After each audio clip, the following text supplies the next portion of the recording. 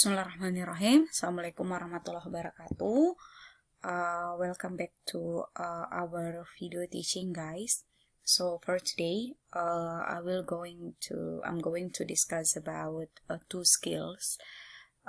It's actually the last two skills for the skill of a sentence with one clause.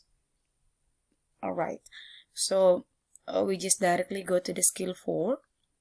It's be careful of present participles. Present participles, or sometimes the people call it as a present continuous, ya. Karena kalau misalkan participle itu biasanya dia merupakan kata kerja yang berbentuk ing, ya. Jadi di sini present participle itu sebenarnya sama namanya dengan present continuous. So here you can see the explanation. A present participle is the ing form of the verb. Ya, merupakan bentuk ing dari verb itu, atau biasanya dikenal dengan verb ing. So the example like talking and then playing.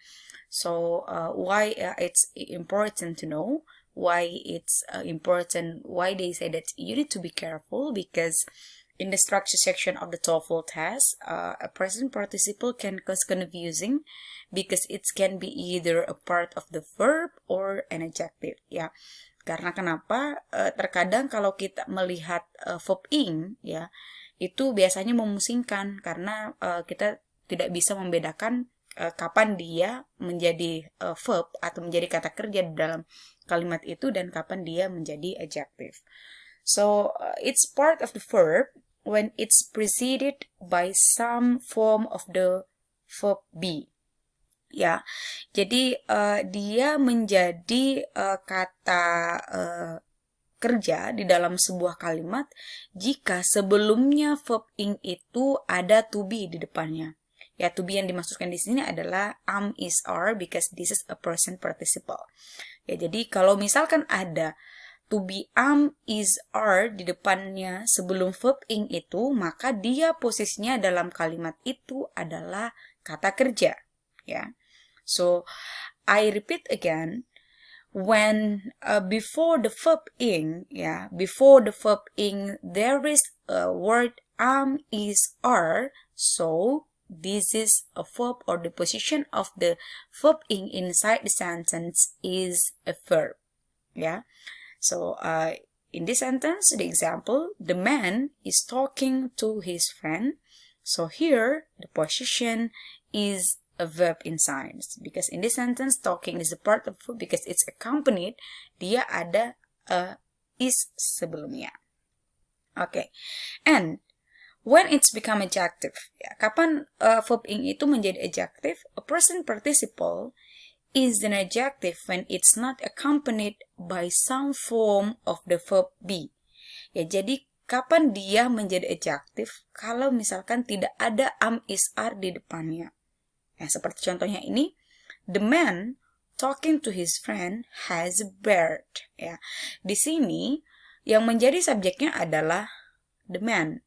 Nah, talking bukan sebagai subjek, bukan sebagai verb karena dia tidak ada am, is, are di depannya, maka dia posisinya hanya sebagai adjective, ya. Dia hanya menggambarkan the man itu, dan yang menjadi verbnya di sini adalah kata has, ya. Jadi remember and be careful. Ingat, kalau misalkan kalian mendapatkan verb ing di dalam sebuah kalimat, ya, dan tidak ada am, is, are-nya di depan, maka itu tidak dihitung sebagai verb. Itu tidak dihitung sebagai verb, tapi dia posisinya hanya sebagai adjective. Okay, let's see the example. The child, blah, blah, blah, playing in the yard is my son. So if you identify from the sentence, yeah, so playing here is it verb or is it adjective? Kalau kita identifikasi, ya, ini kira-kira playing di sini sebagai verb atau sebagai adjective? Kita lihat kalimatnya dulu. Apakah kalimatnya ini lengkap atau tidak? The child is a subject, kemudian is as a verb. Jadi di sini kalau misalkan seandainya tidak ada is, maka kita bisa memilih B, is, ini sebagai pelengkap dari kalimat ini. Karena kalimat ini tidak memiliki verb. Tapi karena di sini sudah ada is yang berposisi sebagai verb, maka sebenarnya kalimat ini lengkap. Posisinya playing di sini atau verb ing ini hanya sebagai adjective. Maka dia hanya membutuhkan penjelasan, ya, kata adverb of time-nya. Ya, di sini yang menjadi adverb of time di sini adalah now. Jadi yang benar adalah now. Kenapa is salah? Karena kalau kita kasih is, maka dia double subject. Ya, is playing itu subjek, kemudian is juga merupakan subjek. Kemudian kenapa bukan he? Ya, karena is itu tadi double verb ya. Kalau is itu double verb ya. Is, kalau kita kasih is playing, maka dia juga verb, kemudian is di sini sebagai verb juga. Kemudian he, kenapa dia salah? Karena kalau kita kasih he di depan di sini, maka dia double subject. Child is a subject, he juga sebagai subject. Kenapa bukan was? Karena ini adalah present. Ingat, kalau present participle atau present continuous, maka to be-nya adalah am, is, are. Jadi yang benar di sini adalah hanya now. The child now playing in the yard is my son. Nah, jadi playing di sini hanya berposisi sebagai adjective, it's not a verb. Okay, so this is the chart or the outline of the present participle. Is here say that a present participle is the ing form of the verb. Ya, jadi present participle ini merupakan jenis verb ing-nya dari sebuah bentuk ing dari sebuah kata kerja, and then the present participle can be the part of the verb or an adjective. Jadi present participle posisinya dalam kalimat bisa saja menjadi verb, bisa saja dia menjadi adjective. Kapan dia menjadi verb? When it's accompanied by some form of the verb be. Ya. Jadi kapan dia menjadi verb? Kalau dia di depannya ada to be, am, is, are. Sedangkan kapan dia menjadi adjective? Kalau di depannya tidak ada to be, am, is, are. Ya. The boy is standing in a corner, and then the boy standing in a corner was naughty. Ya. Okay, let's see the exercise. The company offering the lowest prices will have the most customers. Why it's correct? Because actually this sentence is complete. The company is the subject, and then the verb is will have. Why offering is not the subject? It's not a verb because there is no am, is, are before that. And then, so that's why the sentence is correct. And then, why number 2 is incorrect? Let's see the sentence first. Those travelers are completing their trip on Delta should report to gate 3. Okay. Why it's incorrect? Karena ini merupakan double subject. Coba kita lihat. Double verb. Subjeknya adalah the travels. Kemudian di sini ada dua verb. Verb yang pertama adalah are completing. Kenapa dia berposisi sebagai verb? Karena ada to be di depannya. Kemudian verb yang kedua ada kata should report. Ini juga merupakan verb. Maka kalimat ini merupakan salah karena dia double verb. Are completing sebagai verb, kemudian should report adalah verb juga.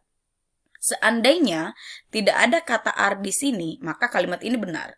Karena completing hanya berposisi sebagai adjective. Kemudian yang menjadi verbnya adalah should report. Tapi karena ada to be di depannya, maka dia tidak bisa dihitung sebagai verb atau double verb. Okay, the next skill. Ini sama dengan yang sebelumnya. Ya, perbedaannya hanya dia menggunakan have atau to be, was, or were. Di sini dia bilang untuk skill 5, be careful of past participle. Jadi hati-hati untuk past continuous. Masih ingat ya, kalau past continuous itu dia menggunakan to be, was, were. Dan di sini past participle di sini juga dia memasukkan present perfect ya. Kalau kalian bisa identify di contohnya ini. Ya di sini in the first sentence, the past participle per case is part of the verb because it's accompanied by has. Ya. Jadi baik dia verb ing baik dia verb ing maupun kata kerja ketiga, kalau dia tidak ada to be atau tidak ada have has di depannya, maka dia tidak bisa disebut sebagai kata kerja. Jadi past participle ini yang dimaksudkan di sini, guys, adalah seperti present kata kerjanya itu berbentuk kata kerja ketiga, ya, berbentuk kata kerja ketiga. Jadi contohnya seperti ini, the family has purchased a television. Jadi di sini tetap posisinya purchase itu adalah verb. Nah, karena di sini ada kata have has-nya di depan, ya, ada has-nya di depan. Sama dengan written. Ya, written ini tetap dia verb karena dia ada kata was-nya di depan. Oke, di sini ada penjelasannya sebenarnya, ya. Jadi the past participle is the form of the verb that appears with have or be. Ya, jadi past participle itu adalah bentuk kata kerja, ya, yang muncul atau yang sebelumnya itu ada kata have atau be. Yang dimaksudkan di sini adalah was were. It's often ends in ed, but there are also many irregular past participle in English. Ya, jadi biasanya ini kalau dia verbnya itu dia menggunakan kata kerja ketiga, ya, atau biasanya diakhiri dengan ed. Tapi kalau dia merupakan irregular verb, maka seperti written ini, maka dia menggunakan kata kerja ketiga. Intinya menggunakan kata kerja ketiga, ya. Kemudian di sini kata kerja ketiga itu bisa saja dia berposisi sebagai verb sama dengan verb ing tadi, dan bisa saja dia berposisi sebagai adjective. Kapan dia berposisi sebagai verb? Jika di depannya ada kata have has dengan was were. Ya. Jika di depannya ada kata have has had, ya, have has had, kemudian was were, itu dia posisinya sebagai verb. Tapi kalau di depannya tidak ada kata itu, ya, kata to be, have, has, had dengan was were, maka posisinya dia sebagai adjective, ya. Jadi walaupun dia menggunakan kata kerja ketiga, ya, maka tapi ini kata kerja ketiga, guys, ya, bukan kata kerja kedua. Kalau kata kerja kedua itu adalah simple past. Ya, ini kita berbicara tentang kata kerja ketiga. Jadi kalau kata kerja ketiga ini hanya berdiri sendiri, tidak ada kata have, has, atau had, atau was, were di depannya, maka dia posisinya sebagai adjective. Seperti ini. The television purchased yesterday was expensive. Purchase di sini bukan sebagai verb, karena tidak ada have, has, atau was, were di depannya. Yang menjadi verbnya di sini adalah kata was. Yang menjadi subjeknya adalah the television. The next example, the poem written by Paul appeared in the magazine.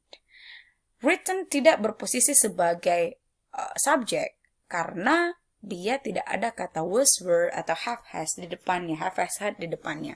Yang menjadi subjeknya adalah the poem, kemudian yang menjadi verbnya adalah appeared.